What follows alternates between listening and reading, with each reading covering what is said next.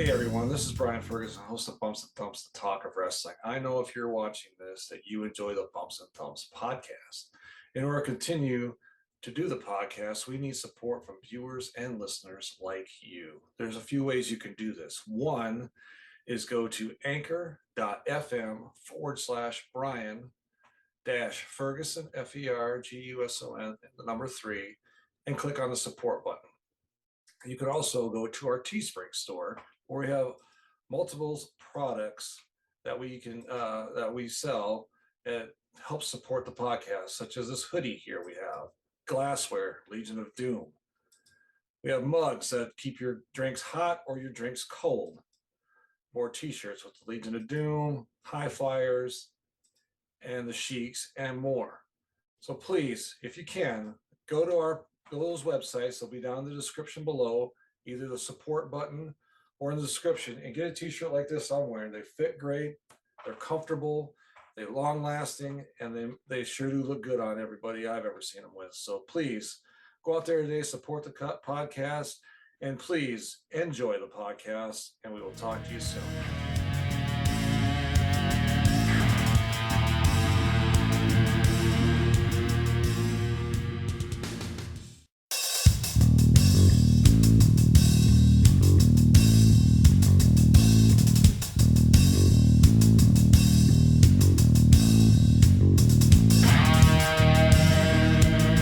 Thank you for joining another edition of Bumps and Thumps, the talk of wrestling. I'm Brian Ferguson. My guest today has been a true fan of professional wrestling since her childhood.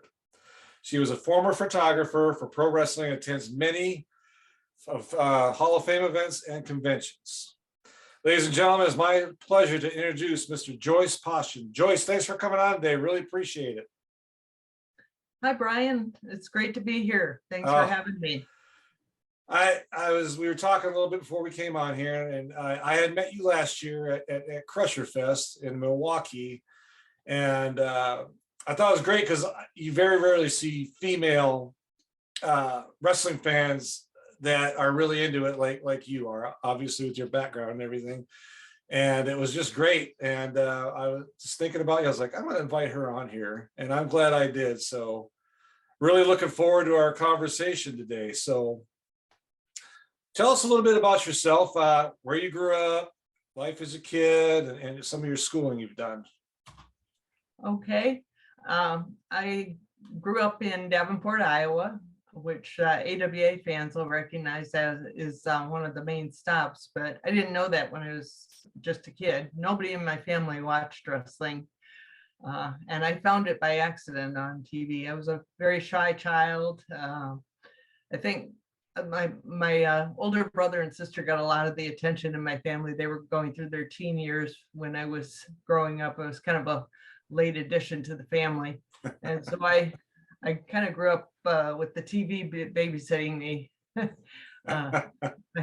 I had great parents, but they had their hands full with my brother and sister. So one time I was watching TV and I flipped channels, and there was Mad Dog Vachon on an interview, and I always thought superhero shows were great, and so this was clearly good guys and bad guys, and I thought, this is cool. I'm gonna watch this, and I rarely missed an episode after that. I watched every week. We only got the AWA show at that time. Later on, I was able to see some of the Bob Luce shows from Chicago, but mostly I grew up as an AWA fan, and found out they had matches here locally, and I wanted to go to those in the worst way, but it was a real struggle getting my parents convinced. So, Understand. But I never stopped watching it, and I think that's part of the reason I'm an AWA fan first. Yeah, me too. Same thing as I was a kid. I grew up in the 70s and 80s, and just that's all you had back then till cable was AWA, and they used to come to my town about once a year at this little Catholic school gymnasium in Rice Lake, Wisconsin. That's where I was born and raised. And yeah, same as you. Just it took a lot of convincing to my parents because it was always around my birthday, around November. So I'd always use that. Well, that could be my birthday present. I can go to the, Exactly. So yeah, I understand. I'll say so. After you graduated high school, you went to college. Yeah, in fact, I was originally going to go to the University of Iowa in Iowa City, and because that was a state school that my parents could afford. And but one of the biggest things by that time was I was able to go to the local matches, and I found out that Iowa City didn't have AWA, and I wasn't going to have a car up there. So I thought, oh my gosh, how is this going to work?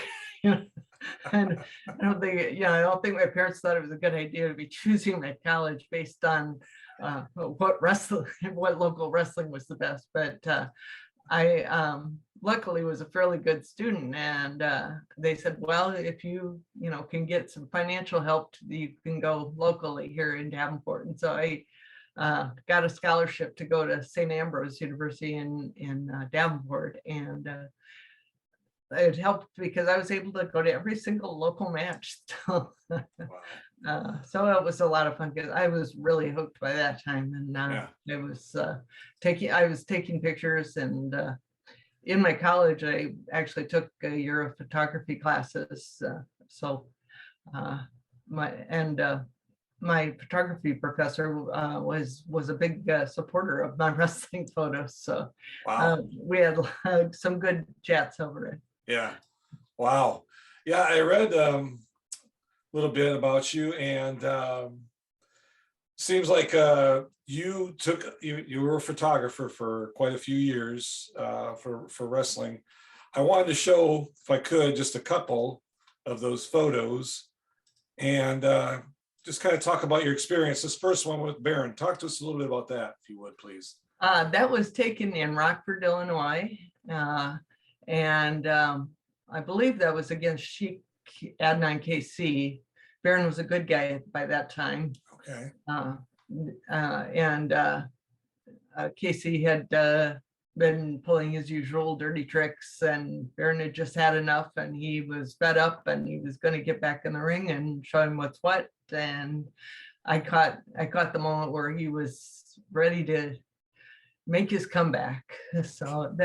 But Rockford was a great city to photograph from, and I had ringside seats there, and it was a great gymnasium where we were able to get real close to the action.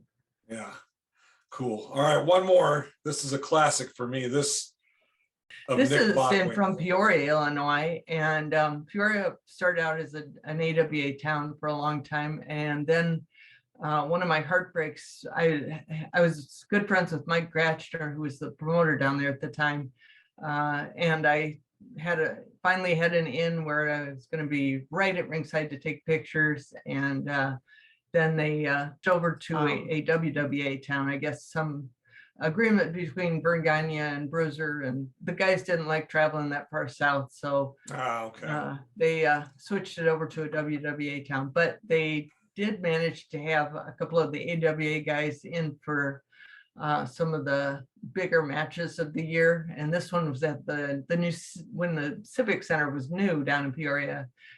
They brought Nick in to go against Bruiser, so it was WWA against AWA, and Nick was a consummate champion, of course, and knew how to pose, and was a great champion, belt wearer, and he stood out there for a long time letting the photographers take pictures of him wearing the belt, and I couldn't get enough, of course. So it is one of my favorite pictures, just because he just looked so regal there. Yeah, it's a great picture. It's a great photo. So wow, that is, I went to slamwrestling.net and found some of those, and I was really surprised when I did some research on you how much involvement you had in the business on the photography side. I didn't really know that till I did some research on you, and it's quite amazing that what you've done. Let's talk about that a little bit. you became a fan at a young age. You went off to college, and you said you picked your college based on wrestling, which that's pretty amazing in itself. That should tell people out there how dedicated you are and were at that time at a young age. I mean, you're probably 17, 18 years old. Right. And so Well, talk about taking the photography a little bit. How you got involved with that? What I'd like to make clear is that the main reason I was taking the pictures was not to get hooked up with a magazine or anything like that, but I was taking them mainly because I wanted the pictures. We only had matches here every 3 weeks, and I was hooked on. These guys were my heroes, whether they were good guys or bad guys, they were my heroes. And I wanted, there wasn't much memorabilia or pictures or things available for fans to buy at that time. And so I wanted pictures to have of the matches, the local matches. And I started out with an Instamatic camera even. Oh, wow. But it shows you how, luckily we had to get a 35 millimeter camera for the photography class. So my photos got a lot better after that, but it was still fun taking pictures at the matches. And it was, you had to use film. So you really had to budget out how many pictures you could take. It wasn't like nowadays where you could just take 100 pictures and delete out the ones that weren't any good. You really had to wait until the right moment. But I took the pictures thinking, I want these for myself. And then Mike Gratchner was the photographer in Peoria and in Davenport. So there was really only room for one photographer in the AWA ringside. They didn't really like a lot of photographers around the ring. So, but since I had my ringside seat, I could get some pretty good shots, and I would go up during the introductions and get post shots of them being introduced. But mainly I just wanted them for my own collection, and I had an album. But then ran into Jim Melby of the Wrestling News at a convention, and he told me that if I ever got any good shots, to send them in, that they might use them. Anyway, so I did. I started sending them in, and it wasn't for money or anything. It was just the joy of seeing my name against the pictures and seeing my photos in there. And they would use them in the program sometimes, and they would use them in the Wrestling News. I wasn't a big fan of some of the magazines that went for some of the heavier blood shots, and also some of the made-up stories of feuds and that. That's kind of why I liked the Wrestling News and the Wrestling Monthly Review versions. They pretty much told bios of the guys, and what you could count pretty much on the facts that they were telling, as much as you could count on anything else at that time. Right. Yeah.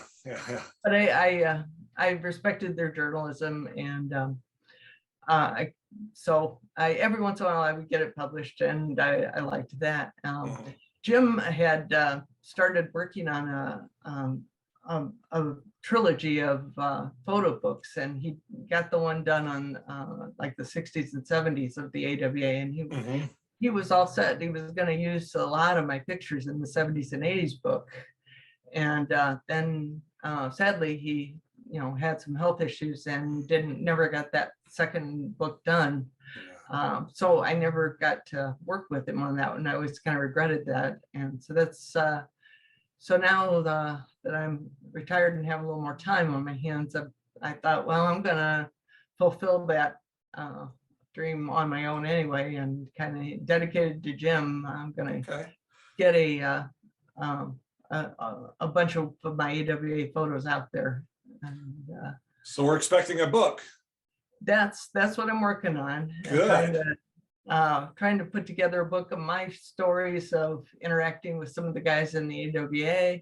And the photos I've been able to take over the years, pretty much like over a 15-year time frame, and going to a lot of different cities. Started out only Davenport, but then I expanded and went to Peoria and Rockford, and Milwaukee and Madison. I was going to ask you how many addicted to it. Yeah, they also went out to the West Coast. They went out to Colorado and Vegas. Did you ever go to any of those events out there? Out west? No, I didn't at the time. I think I was a little starved on funds at the time, so I didn't get out there. But so it had to kind of be within driving distance of. And I was working at the time, so I had to be back to my job. I had a 8 to 5 job. Yeah.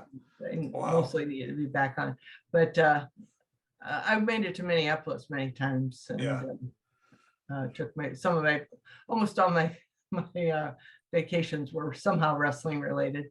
I did go to a couple of the WFIA conventions back then. They had one in Kansas City and they had one in Birmingham that I went to. So talking a little bit also, we were talking, and you're good friends with a friend of mine, George Shire. Yeah, George Shire and I met by accident, actually. He heard one of my first podcasts I gave with Greg Gagne, and he asked, he was asking me some stuff and came on. We eventually became friends.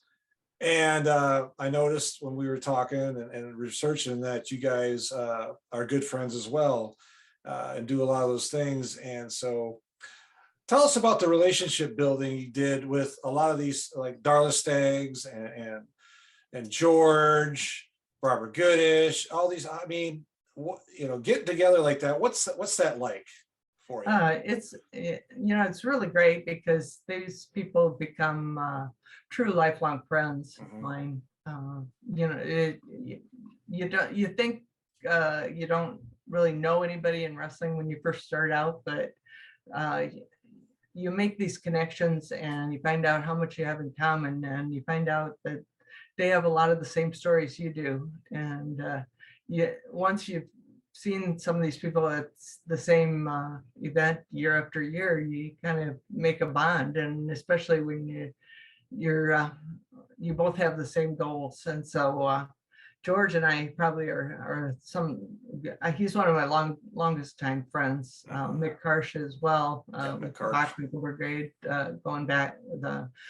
I actually was at the event for the Bachwinkle Brigade when I met George. He was one of the guest speakers, and he had seen one of my photos in the magazine of Nick Bachwinkle, and he asked me if there was a way he could get a copy of it. And I knew who he was because he was the fan club editor in the Wrestling News, and so I was pretty awestruck that George Shire would ask me for one of my photos. So I was already awestruck that I was at the Bachwinkle convention with Mick, and so it was pretty easy for me to make friends at those occasions, and it just really made me feel like I was part of a family of wrestling. And Darla came along. I went a few trips to St. Louis. She would come up to Peoria a few times. It was only a few hours away. She lived in St. Louis at the time, and in fact, it's funny because I didn't know Baron von Raschke at the time. He was the heel, and he always scared me. I didn't. I'd already been scared once by Mad Dog Vachon, and I wasn't about to try to approach Baron, and I thought, I didn't ever ask him for photos or autographs or anything like any of the others I did, but Darla said, "Oh, he's really a nice guy. You'd like him." And I was like, "Yeah, right. Yeah, I've seen him. I know." And years later, when he became a fan favorite, and then now, one of my closest wrestling friends, and I laugh about that now. I even told him that story. He said, "Well, then he did his job well." It was great. And that's so true. Back then, they mastered it. I mean, Nick Bockwinkel, I couldn't stand that guy. I mean, I just could not believe how crude and arrogant he was, on TV with Bobby Heenan and the Heenan family. And then, years later, you find out like he's one of the most nicest professional guys you'll ever meet in your entire life. Same with like Barron, and they did their job well, Exactly. And I think today that's kind of a lost art. They do their thing on TV, but then they're on social media, totally different, and it's kind of a lost art for me. And I was a huge Bockwinkel fan back then. That he was probably my favorite. Except for Dr. X, he was my first favorite, and then, but shortly after that, Nick Bockwinkel became my second favorite. But I tell you, Nick put me through my paces to get me to get into his world. He was not a nice person back then, and he knew I was in the brigade, but he would barely sign an autograph for me. He would sign and then just kind of shoo me on my way, or he would take a picture and just walk away from me. I was persistent though, and then he would be so nice at the conventions. I think because he knew it was a limited crowd and other people wouldn't see it. I didn't understand that at the time. But, right, the kayfabe, right? Yeah. Yeah. But later on, and then he told me later on, he said, you stayed around longer than anybody ever thought you would. He said, I thought as mean as I was to you, he says, I thought you would just be long gone. And then he said, I'm sorry I had to be so mean to you. So I said, I understand now. Yeah. But he was, you're right, he was very arrogant. Yeah, he was. He played the part well. For those people that are going to be watching this, your background is just simply amazing. I see that game back there with Byrne on it. That is a very rare piece to find. And I know George Shire had mentioned he's always wanted one of those, but they cost like $200-300 online to get it. And he's probably, when he watches this, he's probably going to be really jealous, Joyce, of you. Actually, he knows I have it. He made a trip down here to see some of my memorabilia one time. I had to double check, make sure he didn't leave with it. Leave with it. I was lucky enough to find that on eBay many years ago, before the prices started really skyrocketing.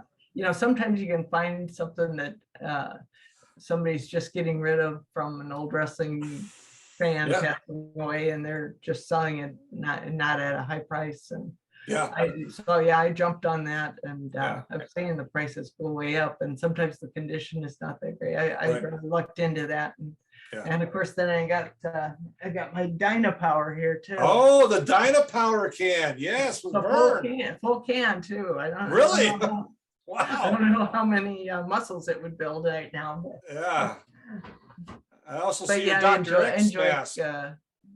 Collecting still. Yeah, the Dr. X mask I see in the back too. And wow, you got a lot of neat stuff. Mine pales in comparison to your stuff. And I know you got a lot more. You said you had a different room, and someday I'll have my ultimate collection, but mine used to fit in a small room too, and then as I got more stuff, I had to change it around and move it to a different room. I don't blame you. But it's talk about the same. It's like the only connection we have to those old days now. I mean, I've got this old AWA belt that I mean, it's not the original, but I mean, the old inmate belts, and a lot of people don't even know, unfortunately, about the AWA. It's just kind of a lot of the younger fans, I should say. And it's sad because it was such a great organization, brought up so many people that were in the WWF later and NWA and all that. And it's, I don't want to get attention on that. I hope some people will be interested by the time I get my book out, because that's kind of the gist of it, is to learn that this was some of the people that went on to become really big stars, cable wide, started out in the EWA. Yeah, started in the And EWA. just the access that you had to the wrestlers back then, that's what I really think is missing these days.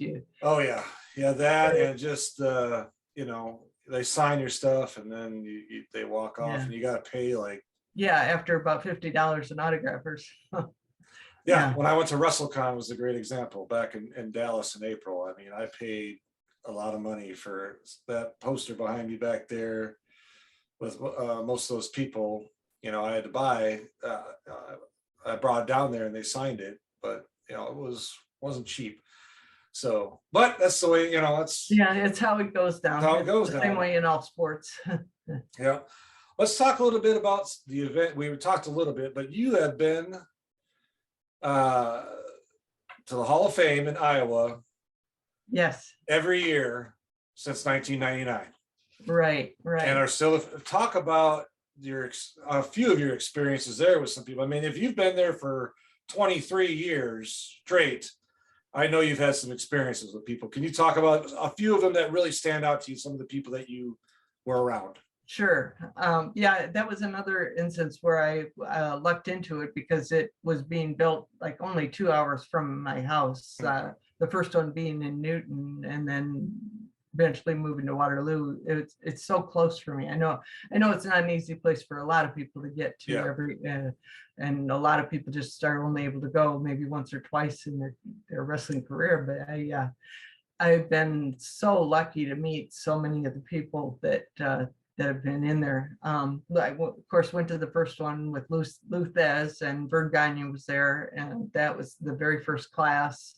And the neat thing was they both got into the ring with their suits on, and they acted like they were going to go at it.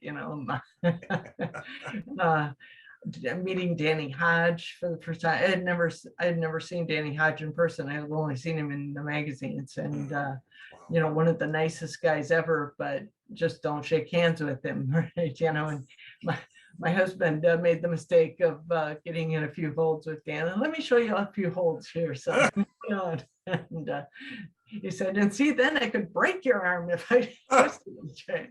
And my husband, what he was just like, that's okay. It's okay. So, and that was exciting. Tim Woods was there one year.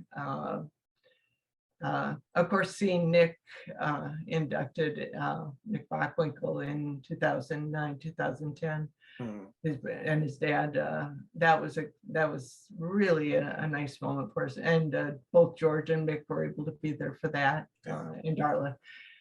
So that's been kind of our own mini reunion for the Cauliflower Alley too. It's been good. One of the things that now with being there, I didn't start out being their official photographer. It was just, I took the same thing like with the ringside. I was taking pictures anyway, and they needed pictures. And I said, how'd you like to be our official photographer? And so I said, oh, sure. Yeah, absolutely.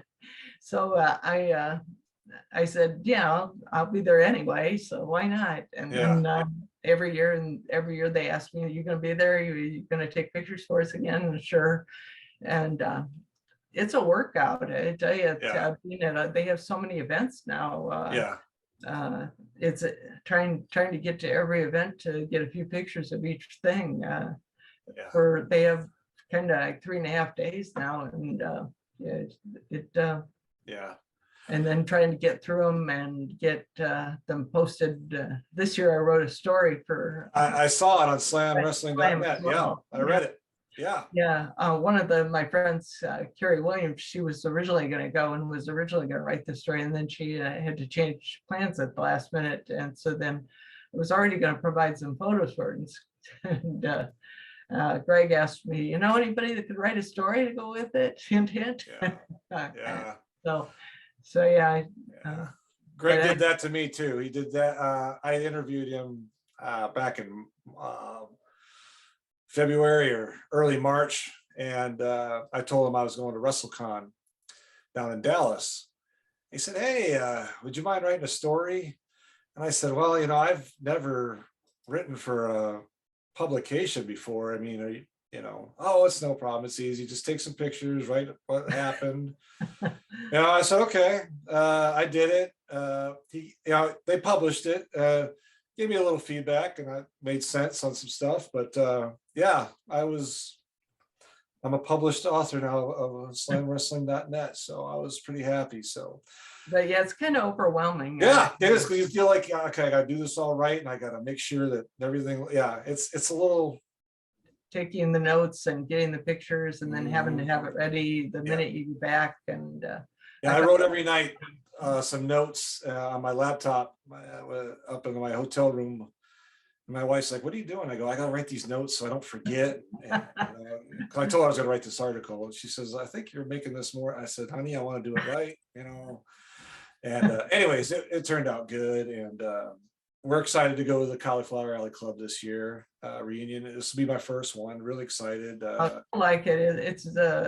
It's got a good feel to it. Good. I'm really excited about it, and I want to talk to you about the Bockwinkel Brigade. You've been bringing that up a few times. Tell me a little bit about how that all got started, how you got involved, and I'm assuming Mick Karch is the one that kind of started the whole thing. He was the leader of the brigade. I mean, there were a couple of other people involved to start with, but Mick was the one that really got it started and kept it going.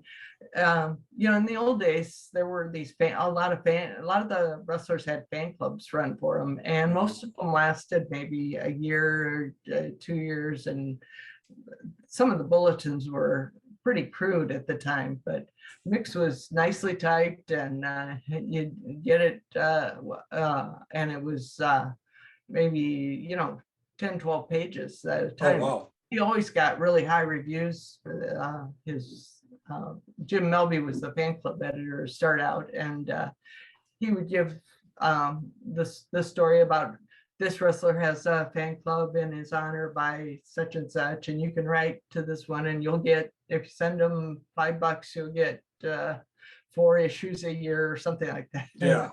And I thought, well, this sounds like a good way for me to get involved and meet some people. I was a big fan of Nick anyway, and so I wrote to Mick, and it's probably going on close to over 40 years now. I hate to say that because I don't feel that old, but anyway, I was a young kid back then, and so was he actually. A lot of these, Nick attracted a lot of college types, and a lot of high school, the more well-educated people wanted Nick because they loved how he used the big words.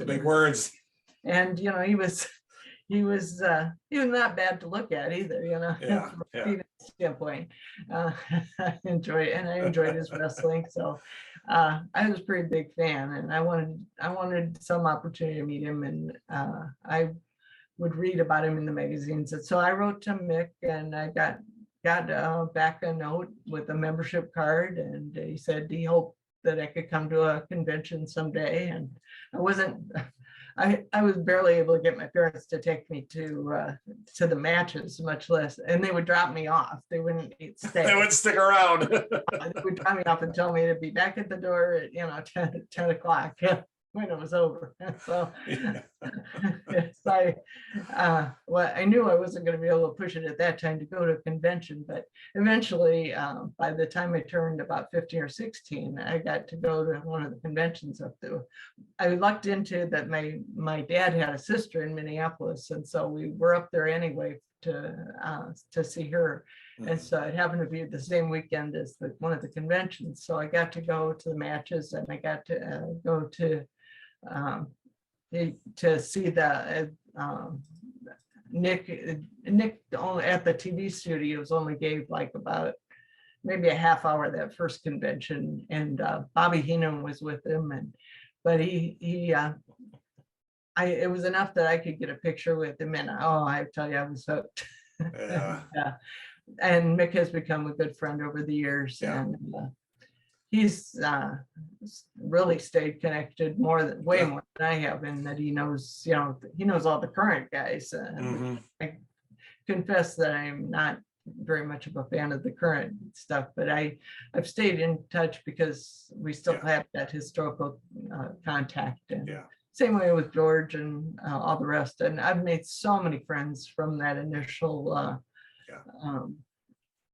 entry into the Bachwinkle Brigade. There weren't that many conventions back then. There was the Wrestling Fans International Convention, but fans weren't allowed to go to the Cauliflower Alley at the time. It was that was only for the wrestlers themselves and maybe a few of the referees, and if you were maybe on the inside, a journalist or two. But I was never invited until the late 90s to go to that. So it was kind of our own mini convention where, and Nick protested and said, "Oh, you guys are crazy. You guys are fools for liking me. I'm never going to be nice to you. I don't know why you keep following me." and that just made us follow him even more. Yeah.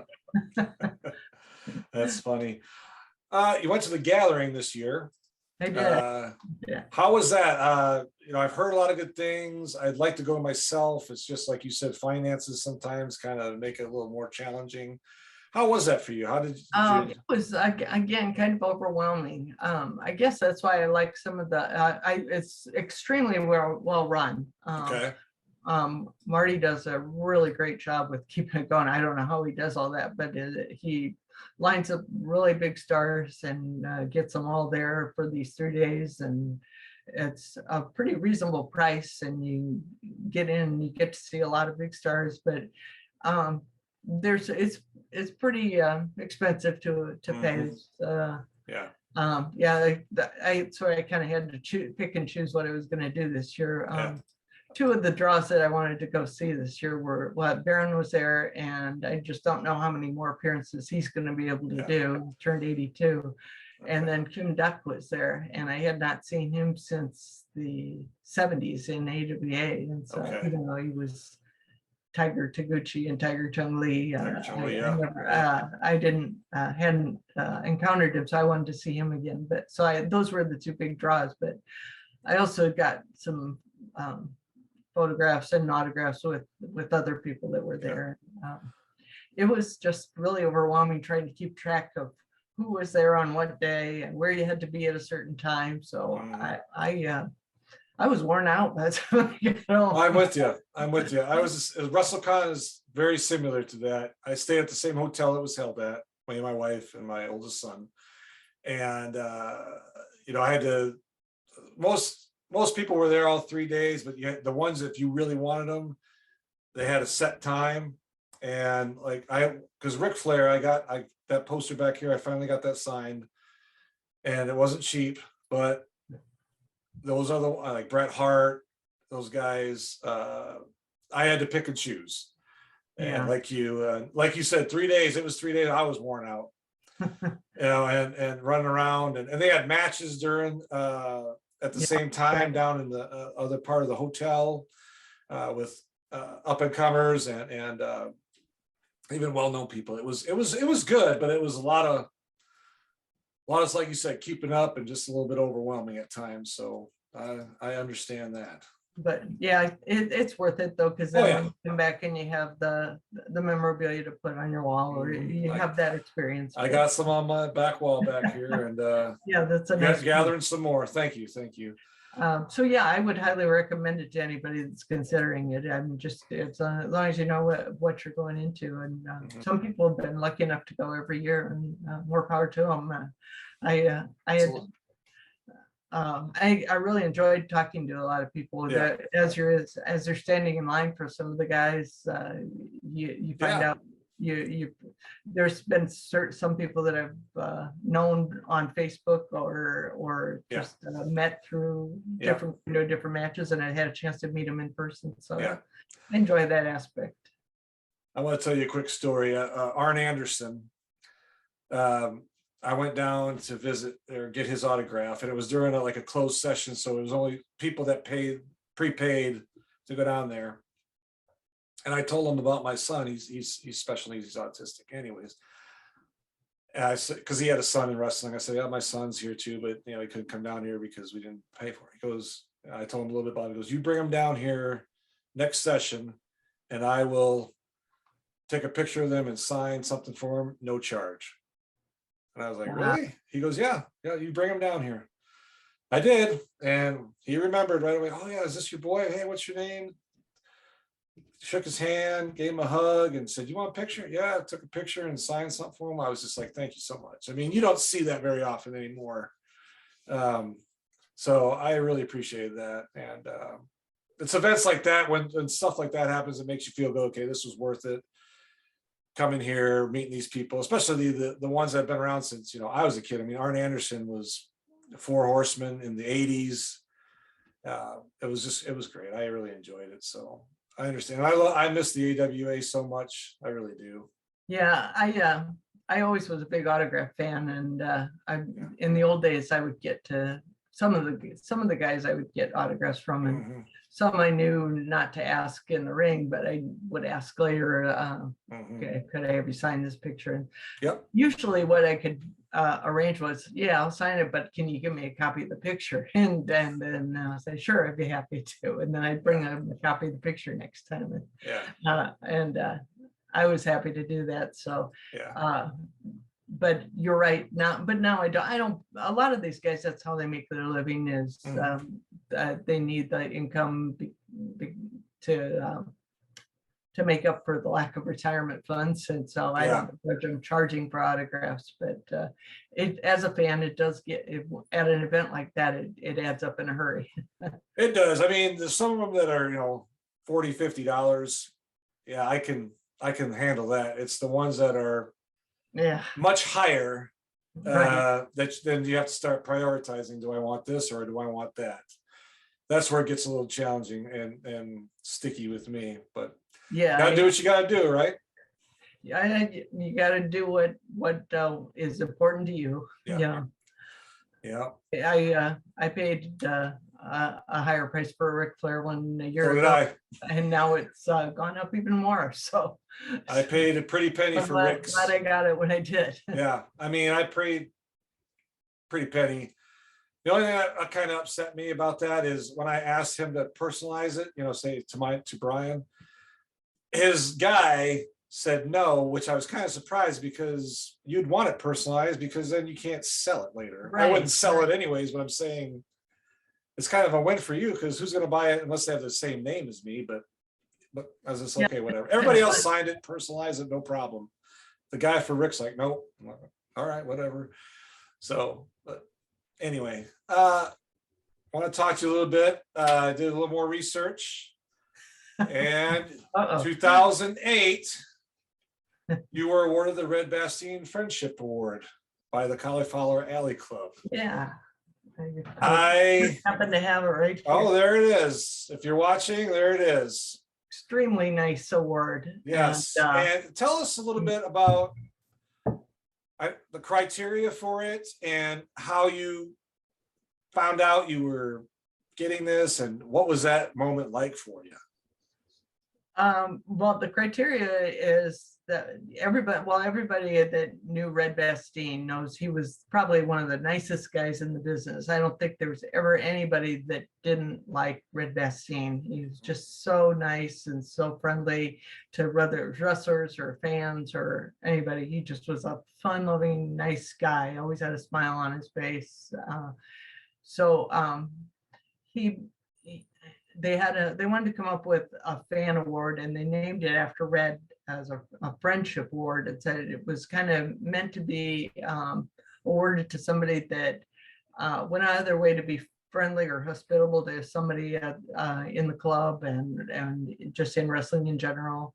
And they awarded it once before I got it. It was Diane Devine, who was heavy into the Wrestling Fans International Association. She and Tom Burke did a lot of work with that, and she was very deserving to get the first one. And then little did I know, George Shire was on the board at the time, and I always tried to be friendly to people, but I certainly wasn't doing it to recruit for an award. I try to be friendly and nice to almost everybody, except that one guy, as Baron would say. Except that one guy. Except that one guy.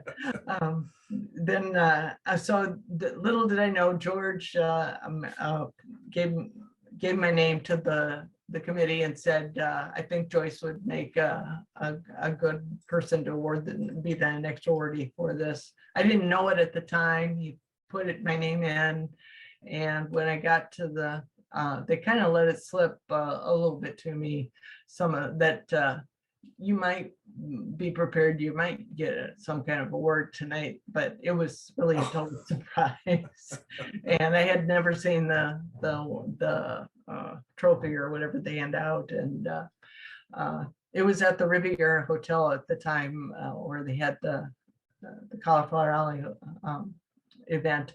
And Red was there and they presented it, and he stood right up at the podium, and I got to go up and give an acceptance speech, and George was there, of course. And it was a memorable night, that's for sure. And I take a lot of pride in that because it reminds me to just be nice to people and be friendly to people. And it reminds me about the number of friends I've made in wrestling over the years, and what a big part of my life it's been. And I think I have more friends in wrestling than I ever made going through school. And I was not very popular in school. I was a quiet, shy kid then. I didn't hang around with the popular kids. So it was kind of neat to get an award in wrestling to be thought of as somebody that's a good friend to everybody. And I try to live up to that as much as possible. Well, you seem like a very nice person. I mean, when I met you, like I said, at Crusher Fest earlier, you were very polite and nice, and your husband was a very nice man. And he's a gem. I know we both have the same issue that our spouses aren't into wrestling so much, but he's a gem in that he really supports me in this. And he'll carry my photos around, or always carry whenever I want to get a picture with somebody. I can shove my purse or my camera at him and say, "Here, hold this while I get my picture." And he's always willing to. She's a great lady. She's 100% supportive of it. When she can go, she'll go with me. But I mean, kind of the same thing with you. And so pretty lucky in that department. Anyway, so but it's nice to have a companion there. Absolutely. One more question, then I'll let you go. What are you up to now? We talked about the book a little bit. If you want to talk more about it, or is there some other projects you're working on? That's the big one right now. Okay. I mostly just go attend some of these Legends appearances, and I'm always happy when there's fewer and fewer of the AWA guys around anymore. Unfortunately, they're aging out, or either just not able to travel anymore or passed on.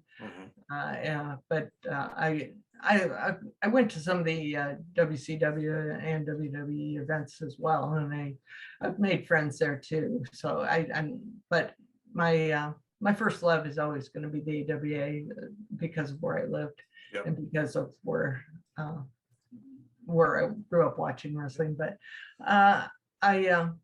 when things went kind of south with the pandemic and that, and I found myself home a lot, I started organizing some of my photos, and I got to get these into better order. And I started going back and looking through them, and I thought, I took a lot of photos. I wonder if other people would be interested in looking at some of these, and I bet I could put together a photo book. And I thought it started thinking just a photo book, and then I started talking about some of the stories behind some of the photos and some of the encounters that I had with some of the wrestlers. I've got a whole bunch of Bobby Heenan stories that I'm hoping to put in the book. Bobby was a pretty good friend of mine, and even though he's gone now, some of those stories need to live on. And I've been lucky enough to get to know Baron and Nick Bockwinkel, of course, and Sergeant Slaughter, and when he was Super Destroyer Mark II. There you go. And I go back a long ways too. So, and he's super nice every time I see him. And, so and I decided to add some stories to it. So, and my husband's helping me with the editing on the book. He's got some graphic layout experience and stuff. I underestimated how long it was going to take to put this together, but making good progress on it. I'm hoping to have it pretty well wrapped up by Christmas time. So we probably expect the book out sometime next year. Hoping by maybe, Christmas hopefully? time, yeah. Oh, great. I'm shooting for that, but if not, early next year, yeah. Good. And good. I have a Facebook account, and I'll be promoting it on that. So. All right, and folks, we will put Joyce's information in our description, her Facebook page, and all her platforms she's on. And I want to thank you, Mrs. Joyce Paustian. Thank you for coming on today. I really appreciate it. I really enjoyed our conversation. I enjoyed it very much, Brian. Thank you for giving me this format. I've enjoyed watching your show. I've been able to see a lot of my friends show up on your show. It's a great chance to relive some of those memories. Yeah, it's amazing how the wrestling community, you think it's so large, but it's small when the social media and you get people on there and they mention a name, you're like, oh yeah, I know them. And yeah, I really enjoy it. So thank you, Joyce, for coming on. Folks, if you're watching, thank you. If you're listening, thank you. And if you haven't subscribed, please do. And we'll talk to you soon.